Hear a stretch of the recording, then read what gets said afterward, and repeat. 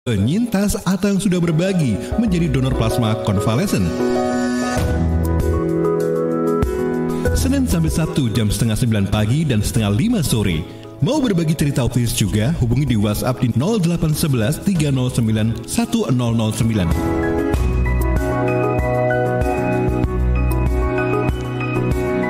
Ya sahabat, kita masuk dalam program Radio Sahabat Isoman. Pagi hari ini edisi Rabu tanggal 18 Agustus 2021. Dan seperti biasanya nanti kita akan coba dengar curahan hati gitu kan.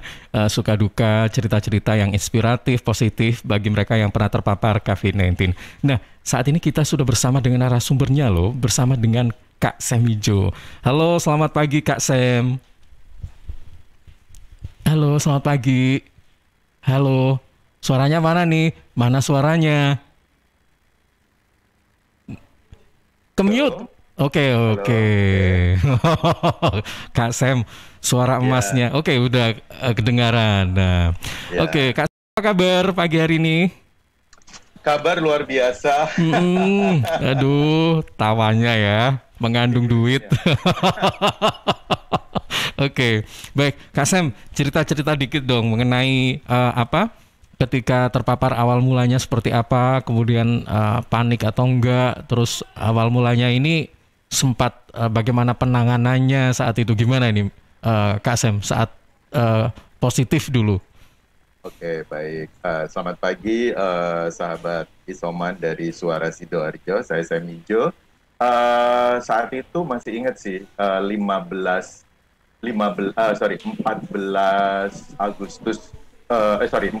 Juni 2021 kemarin, saya memang ngerasa sudah ada gangguan anosmia ya. Saya tidak bisa mencium, saya tidak bisa merasakan makan. Itu 14 Juni 2021 kemarin. Terus saya langsung ke salah satu rumah sakit di Surabaya, dan saya memang langsung PCR karena malamnya itu saya memang tepatnya diinformasikan sama dokter langganan saya, dokter praktek itu, untuk segera PCR, dan ternyata memang benar setelah saya PCR hasilnya positif, dan saat itu saya langsung untuk minta saran ya ke rumah sakit tersebut, apa yang harus saya lakukan. Rumah sakit tersebut memberikan 3 penawaran, jadi isoman di rumah sakit, isoman di rumah, atau ikut program pemerintah gitu. Terus saya balik lagi tanya, dokter, menurut dokter bagaimana untuk kondisi saya? Kalau dilihat dari paru-paru dan semuanya bagus, tidak berat, tetapi TT value saya saat itu sudah 21. Artinya saya memang lebih cepat menularkan itu. Jadi merinding nih kalau cerita masa lalu ya.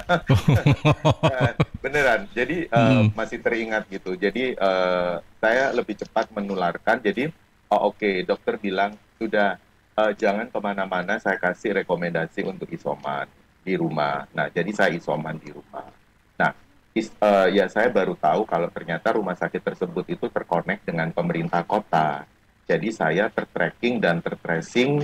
Akhirnya saya ditelepon sama pihak puskesmas untuk saya ditawarin ke asrama haji Sukolilo.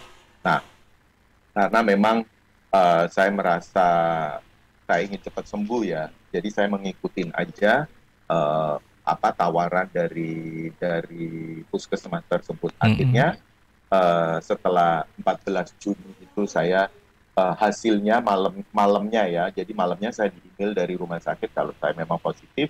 15 Juninya saya ditelepon sama orang puskesmas tersebut. Terus 16 Juninya saya berangkat untuk isolasi ke asrama haji Sukolilo. Sampai 2 minggu. Jadi sampai 2 minggu di sana gitu. Oke, nah, sahabat Suara Sidoarjo, mungkin agak heran gitu ya kita Hmm, ketika gini, ini narsumnya suaranya ulem, kemudian runtut penjelasannya, jangan heran ya. Kak Semijo ini adalah founder Pintar Bicara, ya, public speaking and aduh. talent coach ya. Jadi, nah ini yang perlu diketahui juga kan gitu. Kembali ke awal mula terpapar COVID ini. Setelah akhirnya diputuskan untuk ke rumah sakit Haji Sukolilo, ini gimana ini penanganannya di sana seperti apa ini, Kak Sem? Kemudian Ya, gejalanya kayak apa sih pertamanya ini? jadi saya sudah merasakan anosmia yaitu tadi ya, saya tidak bisa membau sama sekali dan Mhm. tidak bisa mengecap rasa sama sekali gitu. Terus kondisi saya saat itu badan saya dingin, tetapi saya tidak seberapa demam gitu ya. Jadi saya kayak keluar keringat dingin seluruh tubuh karena akhirnya saya pelajari, saya tahu memang setiap yang terpapar itu beda-beda. Ada yang demam, terus demam sangat, terus juga ada yang batuk dan batuknya itu batuk kering dan itu batuknya batuk sangat juga. Jadi saat itu saya tidak ngerasain batuk yang istilahnya itu batuk kering atau demam hebat, enggak. Cuma saya merasakan badan saya dingin, keluar keringat dingin, terus saya yaitu tadi anosmia, sama sekali nggak bisa ngebau dan tidak bisa mengecap rasa.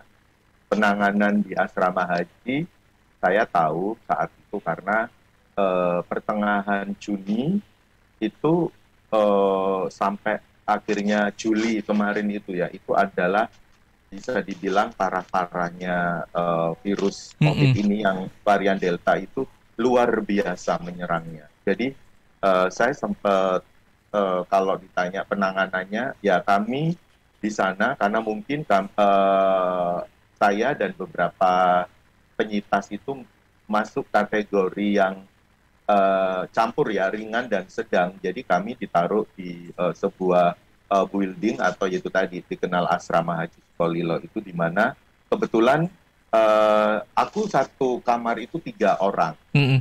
Satu kamar 3 orang dan ya kami memang mendapatkan penanganan yang dimana setiap 3 hari sekali check up dokter, setiap 3 hari sekali kami harus swab gitu kan, terus makan 3 hari sekali disediakan. Saat itu makanannya enak-enak sih, tapi karena lagi sakit ya, jadi nggak bisa ngerasain makanan ini enak, makanan ini apa, Mhm. jadi semuanya terasa hambar, pahit, asin gitu sih. Mhm, mhm. Oke, Itu Mas hanya Ilham. 3 rasa yang kerasa ya, pahit, Iya, hambar, sama asin ya. iya, iya, iya. Mudah-mudahan sekarang sudah ada manisnya, ada pedesnya ya. Sudah sudah kembali. Alhamdulillah Heeh. sudah Oke. kembali. Baik, selama di sana di asrama haji ini sebenarnya Hmm, yang disarankan apa oleh yang harus dilakukan oleh pasien, hmm, yang disarankan oleh tenaga kesehatan di sana itu melakukan apa saja ini Kak Sam? Kalau misalnya selama ini kita tahunya kan disuruh ini apa berjemur misalnya atau ya, apa, itu ada nggak kegiatan semacam itu? Kemudian apa saja di sana? ya sama. Setiap hari kami harus apa ya, berjemur. Terus ada apa semacam bukan semacam ya, jadi kayak instruktur zumba, Mm-mm. terus senam gitu yang dihadirin setiap hari gitu. Terus ya kurang lebih seperti itu sih. Jadi sama kok gitu. Terus Mm-mm. apa ya, itu tadi check up setiap 3 hari sekali, ada tim dokter dan nakes, terus swab gitu ya. Mm-mm. Jadi kalau barangkali ada rekan-rekan atau teman-teman penyintas lain yang mungkin mengalami apa ya, suddenly apa ya, attack gitu loh, serangan Mm-mm. tiba-tiba kan, kadang macam-macam gitu kan, apa namanya Mas Ilham, ada yang tiba-tiba sesak nafas, Iya, ada yang tiba, benar. nah kayak gitu-gitu. Jadi ya saat itu sih wasyukurillah saya tidak mendapatkan apa ya, suddenly attack, serangan tiba-tiba gitu yang apa gitu. Cuma memang kurang lebih selama seminggu lebih ya, saya memang tepatnya kurang lebih 10 hari itu saya tidak bisa membau dan mengecap rasa. Jadi bisa dibayangin betapa tersiktanya. Tapi kan ini apa kayak sesak nafas kemudian apa nggak ada ya nggak ngalami Ya, itu kan? ya nggak ada. Heeh. Jadi nggak ada. Kebetulan nggak ada walaupun aku kan satu kamar bertiga ya. Jadi Mm-mm. kita itu mengalami keluhan yang beda-beda. Yang satunya pertama itu bilang waktu kita kenalan pertama ketemu itu saya biasa-biasa saja sih. Saya tidak mengalami anosmia. Ya, ya mungkin kondisi saya lagi drop, tertracking di tempat saya kerja, akhirnya saya disuruh untuk apa namanya isolasi gitu. Jadi macam-macam. Terus 2 hari kemudian dia terserang batuk berat itu tadi. Mm-mm. Dia terserang batuk berat yang, waduh, saya pikir saat itu loh, kemarin nggak batuk, sekarang itu batuk berat dan itu batuk kering. Terus yang satunya lagi itu terserang demam hebat. Padahal pada saat datang itu kita sharing, kita curhat itu dia bilang saya sama seperti teman yang satunya, Mm-mm. tidak mengalami anosmia gitu. Jadi saat itu saya yang mengalami anosmia gitu. Tidak Justru bisa pada awal-awal kena gejala ini anosmia dulu yang muncul ya, Kak Sam ya. benar, Heeh. benar gitu. Terus setelah itu teman saya 2 hari kemudian yang satu kamar itu terserang batuk hebat, terus satunya lagi demam hebat, terus beda-beda. Jadi Mm-mm. kasusnya beda-beda. Oke, Kak Sam, kalau misalnya langsung menghubungi pihak rumah sakit haji ini, apakah langsung mudah begitu atau melalui administrasi yang mungkin Nah, seperti betul. apa sih? Kok Ya, kayaknya ya, kan kemarin tuh kayaknya full, kadang-kadang ke rumah sakit aja ditolak gitu kan? ya. Gimana?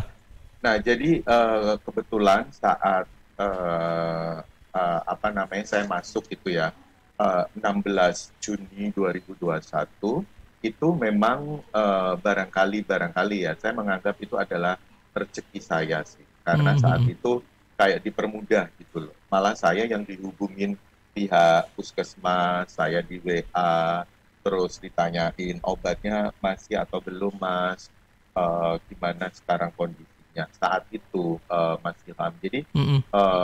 saat saya masih isolasi di rumah, nah pada saat saya di isolasi di asrama haji ya selama 2 minggu itu kan kami ya katakanlah diperhatikan gitu ya, obat, makan, swab, terus check up dokter. Jadi selama kami di isolasi itu nggak usah khawatir lah, semuanya itu sudah kami dapatkan itu pelayanannya. Cuma setelah saya selesai, saya dinyatakan negatif Mhm.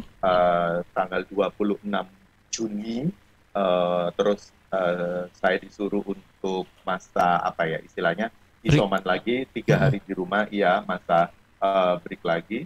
Nah itu baru boom, semuanya susah untuk mendapatkan itu karena memang Mhm. Mhm. saat itu memang benar-benar kayak ya apa ya istilahnya ya itu tadi serangan tiba-tiba Mhm. gitu loh.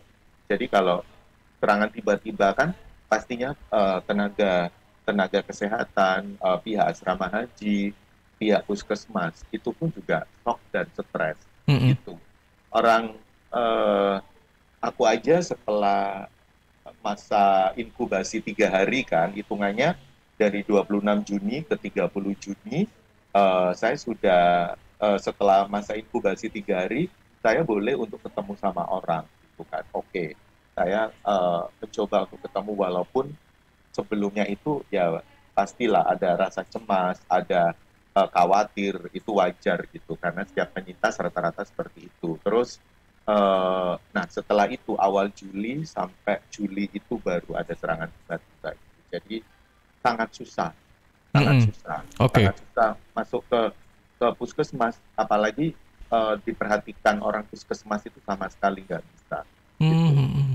Karena Oke. memang itu tadi ada serangan tiba-tiba itu tadi virusnya luar biasa awal Juli sampai maksudnya saat bulan Juli itu luar Mhm. biasa sekali. Awal Juli sampai pertengahan kalau nggak salah. Pertengahan itu puncak-puncaknya ya Kak Sam ya? Ya Mhm. menurutku sih sampai akhir Juli itu, jadi akhir Juli itu luar biasa itu Mhm. gitu. Nah saat pertengahan Juli itu aku mencoba hubungin orang puskesmas saja dicuekin. Mhm. Oh iya. Artinya mereka sendiri dalam keadaan shock dan stres juga sih, Iya, karena heeh. banyak yang terpapar, banyak yang meninggal juga. Mm-mm. Seperti itu. Oke, Kak Sam, kira-kira ngerasa nggak kenanya di mana itu? Nah, eh, banyak pertanyaan seperti itu ya. Jadi nggak bisa didetek karena ya pada saat eh, apa ya, imun tubuh kita turun, kita nggak tahu. Karena Mm-mm. menurut aku ya, jadi saat itu kalau misalnya kita tahu, andai kata oh kita terpaparnya di sini, di sini, di sini, kita bisa menghindar. Tetapi aku melihatnya nggak bisa karena saat itu ya, aku merasa memang udara kita memang sudah tidak sehat dan tidak bagus. Mm-mm. Jadi memang kita bisa di mana aja bisa tertular saat itu. Mm-mm. Itu jadi nggak bisa kita detek di sini nggak bisa. Mm-mm. Oke, Ya, baik. Kak Sam, mohon maaf, ya, sebelumnya pernah divaksin atau belum? belum belum pernah karena Mm-mm. kalau misalnya ngomong-ngomong soal vaksin pun mohon maaf sih, pasti orang akan berorientasi, oh ya kalau divaksin akan sehat, akan tidak terpapar, akan mudah sembuh. Karena nggak juga. Karena rata-rata teman-teman saya pun juga sudah divaksin pun kena. Mm-mm. Jadi artinya memang tidak ada semacam jaminan divaksin pun kita tidak tertular Mm-mm. gitu. Jadi memang ya itu tadi karena teman-teman saya pun juga banyak yang kena setelah divaksin pun vaksin satu, vaksin dua. Eh, ya aku pikir saat itu andai kata misalnya balik lagi ke pertanyaan ya, andai kata aku divaksin mungkin aku tidak akan tertular. Mindsetnya seperti itu barangkali, tetapi ternyata enggak juga Mm-mm. gitu kan. Tidak Iya. bisa menjamin juga divaksin tidak akan kena karena kembali lagi imun tubuh itu lebih menunjang gitu loh. Imun tubuh lebih menunjang dan ya informasi yang saya dapatkan memang itu kenapa kami para penyintas untuk plasma darah plasma kami, konvesalen kami itu eh, saya mendengarnya itu lebih bagus daripada vaksin. Mm-mm. Itu. Oke, baik. Kak Sam, Yes. eh saya juga mau tanya nih, ketika terpapar ini apakah dalam arti gini, kan biasanya dalam lingkungan ini ada anggota keluarga nih. Nah, Mhm. apakah selama ini mungkin Kak Sam langsung memutuskan untuk langsung ke rumah sakit Sukolilo itu, apakah pernah berinteraksi gitu dengan anggota keluarga yang lain di Oh, rumah atau bagaimana? ya, kebetulan saya sendiri, jadi Mm-mm. saudara dan keluarga saya ada tinggal di luar kota ya, gitu. Mm-mm. Jadi saat saya merasa saya terpapar itu I'm safe gitu loh. Saya bilang Mm-mm. ya saya aman karena amannya itu saya tidak akan menularkan ke anggota keluarga atau siapa-siapa karena memang ya kebetulan eh, barangkali saya adalah salah satu orang yang memang mengikuti prosedur dan mengikuti saran dari rumah sakit atau dari Mm-mm. pemerintah. Jadi ya saya merasa oh ya pada saat saya sudah terpapar jalan terbaik adalah saya harus isolasi. Terus ya sudah saya mengikuti prosedur yang ada. Mm-mm. Oke, baik. Eh, jadi apa yang selama ini sudah dirasakan Kak Sam ini malah dirasakan sendirian gitu ya, bahkan sampai Hmm, berjuang untuk apa ya, mendapatkan perawatan pun sendirian gitu. ya, ya. Nah, Jadi itu memang kalau boleh sharing ya kepada heeh, sahabat isoman. Jadi apa ya? Mungkin kalau mendengar saya kayaknya oh iya gitu kan istilahnya saya memberikan motivasi never give up, jangan menyerah karena saat itu memang jujur saya sendirian, PCR sendiri, saya diisolasi berangkat sendiri, saya bilang ke pihak rumah sakit mohon saya jangan dijemput dengan ambulan ya karena saya menjaga eh, ya apa sih istilahnya tetangga ya kita tahu kan maksudnya tidak banyak tetangga atau orang-orang sekitar itu yang aware sama kita gitu loh. mm-mm, Apalagi kalau kita dijemput ambulan. Jadi saat itu saya berinisiatif sendiri. Saya berangkat sendiri, berjumpa, janjian sama orang puskesmas untuk ketemu di asrama haji. Terus setelah saya diurusin, baru saya menjalani mandiri. Semuanya sendiri, semuanya. Sendiri, iya. Ya. Oke, Kak Sam, ini kan tentunya saya yakin pasti ada pihak-pihak lain yang mensupport gitu kan, sampai dengan Kak Sam sekarang bisa beraktivitas kembali. Nah, kira-kira siapa saja sih yang selama ini memperhatikan gitu? Oke, ya memang kita tidak bisa memilih ya, Mas Ilham. Mm-mm. Andai kata kita bisa memilih, Tuhan jangan dong saya kena COVID gitu. Tapi ya gimana lagi, itu semua sudah takdir. Nah, sama kembali lagi ke pertanyaan itu. Kalau saat itu saya bertanya apa ya kepada Tuhan, Tuhan aku begitu banyak punya teman, tetapi kok dari 10 teman hanya 3 yang peduli. Artinya proses saya isolasi itu sebenarnya bukan hanya semata saya sembuh dari COVID-19, tetapi proses introspeksi diri juga, proses menjalani kehidupan. Kita juga diberitahu Tuhan, ini loh, kamu bisa belajar banyak. Pada saat dunia berubah, dunia aku rubah dalam hitungan sedetik pun, kamu bisa belajar, kamu tahu teman-teman, orang-orang terdekatmu itu yang mana, yang pada saat kamu sakit atau kamu jatuh itu dia akan mendekat. Nah, itu ternyata banyak pengalaman hal itu, Mas Ilham. Jadi ya dari situ saya berusaha untuk tough ya gitu. Saya berusaha untuk kuat, dan ya yang penting saat itu saya tidak orang bilang itu tidak baper ya. Mana nih teman-temanku yang kemarin begitu dekat, tapi pada saat saya lagi sakit, saya terpapar, kok sepertinya mereka menghilang.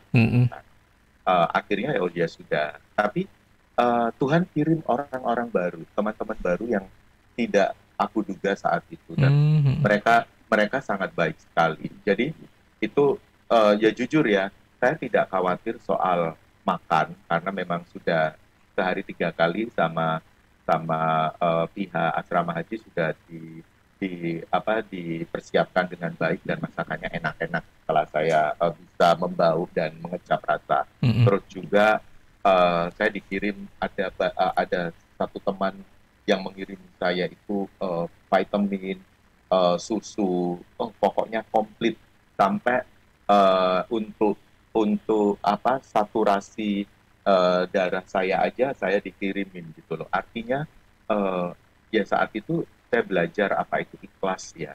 Jadi pada saat itu ya sudah, semuanya saya nggak khawatir gitu loh, karena dari makanan, obat-obatan, sampai sampo,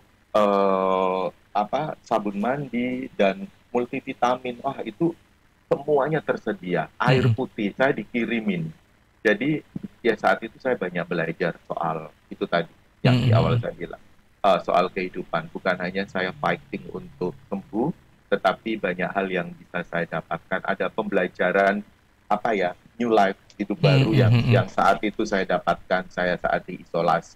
Oke, Kak Sam, ketika Anda sudah merasakan sehat ya sampai saat ini, sebenarnya ingin berterima kasih pada siapa sih?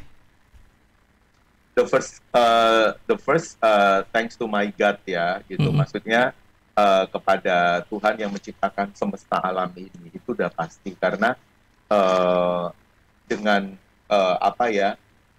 dia menggerakkan hati orang-orang yang dipilihnya untuk membantu dan mensupport saya saat itu juga karena dia gitu. Maksudnya karena Tuhan semesta alam itu. Jadi saya sangat mengucap syukur yang pertama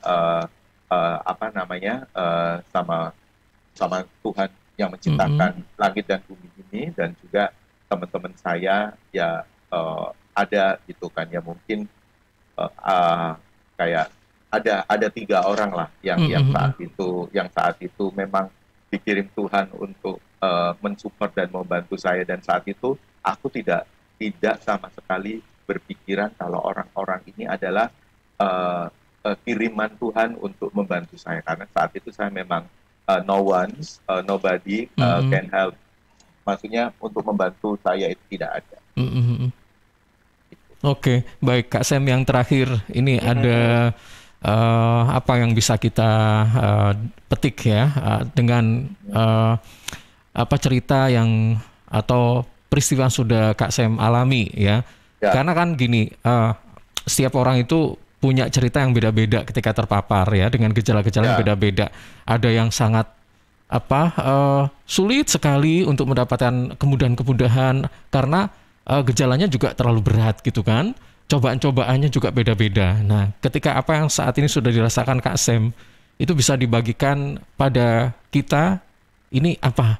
Ya, silakan Kak Sam, saran atau apa, monggo.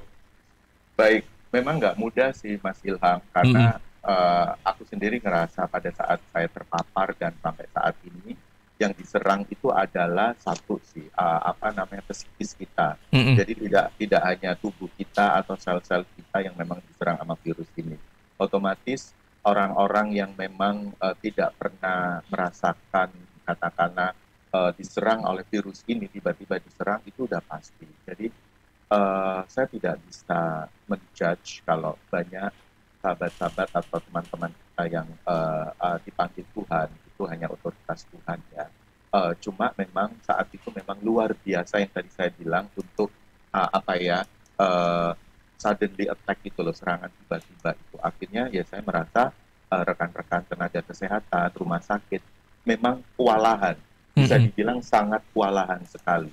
Akhirnya banyak yang tidak tertolong, banyak yang tidak terhandle, itu bisa jadi karena itu, misalnya sesak nafas, tidak ada ventilator, tidak ada oksigen. Nah, dan saat itu pun juga chaos akhirnya, dan akhirnya ya sebenarnya satu, bukan soal virusnya ya, tetapi pelajarannya adalah tidak banyak juga yang tertolong karena fasilitas dan juga kesiapan tenaga kesehatan yang menangani. Yang pertama saya lihat, dan setelah beberapa minggu setelah saya dinyatakan sembuh, saya negatif, saya memang mengalami kecemasan ya, dan saya sempat membaca karena memang 70% orang-orang yang terpapar atau penyintas itu memang mengalami yaitu tadi kecemasan, terus juga susah tidur, sering keluar keringat dingin, dan memang itu seringkali mengalami kecemasan. Saya sempat tanya dan sharing sesama penyintas, dan mereka mengalami hal yang sama. Gitu. Dan kita sampai sekarang pun tetap telepon-teleponan, tetap ini. Tetapi semua itu tetap harus kita lawan, karena setelah itu saya pun harus mengumpulkan energi, dan bisa dibilang energi harus kembali lagi ke diri kita yang sejatinya. Nah, saat itu ya saya bangkit sendiri, saya harus semangat gitu kan untuk menjalani kehidupan lagi gitu. Saya mulai lagi untuk olahraga yang sebelumnya 2 tahun sebelumnya saya tidak pernah olahraga. Saya harus rajin makan makanan yang sehat gitu. Jadi tidak asal makan. Saya juga harus time management, istirahat yang teratur, dan banyak hal gitu ya. Jadi tidak perlu parno dan terlalu panik gitu loh, karena insya Allah orang bilang semuanya ini bisa bisa sembuh, bisa ini kita dengan baik gitu. Jadi jangan terlalu itu tadi parno dan panik berlebihan gitu. Semuanya bisa disembuhkan gitu. Terutama untuk teman-teman yang barusan keluar, kalian lebih kuat dari yang kalian pikir. Jadi tidak perlu terlalu khawatir gitu, tidak perlu terlalu yang harus panik, tidak ketemu orang, tetap usahakan tetap protokoler 3M atau 5M pun gitu ya. Jadi tetap make you happy gitu, karena kalau kita happy otomatis hormon endorfin kita, hormon bahagia kita itu keluar dengan sendirinya, dan itu malah lebih cepat secara alami bisa menyembuhkan kita.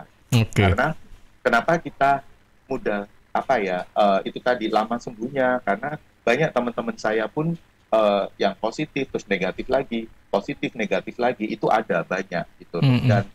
Dan itu tadi gitu loh, itu sangat membantu untuk happy, karena hormon bahagia kita itu yang sudah dikasih Tuhan gratis, itu yang membuat kita cepat sembuh ya. Yes. Baik, Kak Sam, terima kasih sudah berbagi cerita pagi hari ini. Mas Ilham, jaga kesehatan dan juga terus berkarya ya Kak Sam ya. Amin. Ya, Selamat pagi. Selamat pagi untuk semuanya. Iya, dengan Sam Ijo ya. Ini Coach Public Speaking ya. Saya hadirkan untuk Anda dalam Radio Sahabat Isoman.